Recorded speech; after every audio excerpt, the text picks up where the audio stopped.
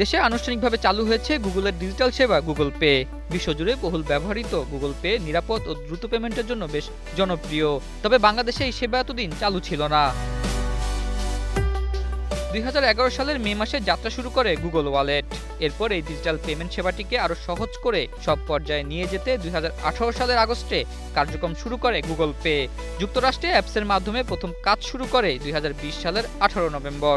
এরপর ধীরে ধীরে বিশ্বের বিভিন্ন দেশে এই সেবা চালু হয়। এবার আনুষ্ঠানিকভাবে বাংলাদেশে কার্যক্রম শুরু করল Google Pay. Google Mastercard ও ভিসার সহযোগিতায় সিটি ব্যাংক এই ডিজিটাল লেনদেন সেবা চালু করেছে।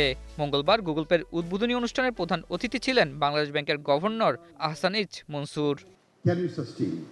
অনুষ্ঠানের শুরুতে সিটি ব্যাংকের ব্যবস্থাপনা পরিচালক মাসুর আরিফিন বলেন, এখন মানিব্যাগ থেকে কার্ড সরিয়ে গুগল পে চালুর সময় এসেছে, যার মাধ্যমে শুধু দেশে নয় সারা পৃথিবীতে লেনদেন করা যাবে। Into it will lure them into getting digital, going digital, and saying bye bye to cash. That is our hope, and that's the mission we carry. এ সময় মার্কিন দূতাবাসের ভারপ্রাপ্ত রাষ্ট্রদূত দুর্নীতিমুক্ত সমাজ ব্যবস্থার মাধ্যমে বাংলাদেশকে এগিয়ে নিয়ে যাওয়ায় পাশে থাকার আশ্বাস দেন। And as we move forward towards elections next year, I would like to encourage the government and the private sector to work very closely together. Because we know it's the business environment and improvements to the business environment that make collaborations and investment like this possible.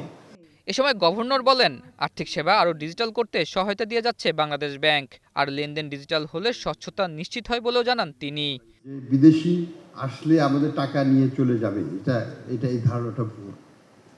এখানে যে জিনিসটা আসে সেটা হচ্ছে technology, management, inflow of resources, and we can learn from that.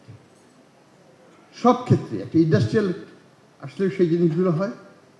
যে কথাটা নিয়ে আমাদের চিফ অ্যাডভাইজার সাহেব বলছিলেন চিটাগং পোর্টকে নিয়ে, যে পোর্টটা যদি আজকে যদি বিদেশিরা যদি নিয়ে এসে 10 বছর 20 বছর থেকে এটাকে যদি ঠিক মতো করে দিয়ে যায়, পরে তো আমরাই এটাকে নেব, এবং আমরা যে দক্ষতা অর্জন করব, যে ম্যানেজমেন্ট স্কিলটা অর্জন করব, সেটা দিয়ে কিন্তু আমরাই হয়তো ভবিষ্যতে অন্য দেশের পোর্ট চালাতে পারব। এই যে পরিবর্তনগুলো, এগুলো তো ওয়েলকাম করতে হবে।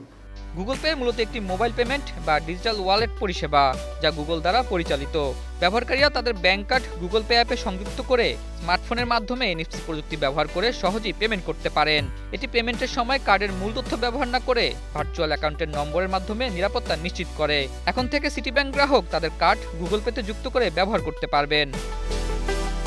আগামীতে বাংলাদেশের আরও কিছু ব্যাংক গুগল পেতে যুক্ত হলে এই সেবার সুবিধাভোগীর সংখ্যা ধারাবাহিকভাবে বাড়বে বলেই আশা করা হচ্ছে। আতাউর নিয়ন, স্টার নিউজ, ঢাকা।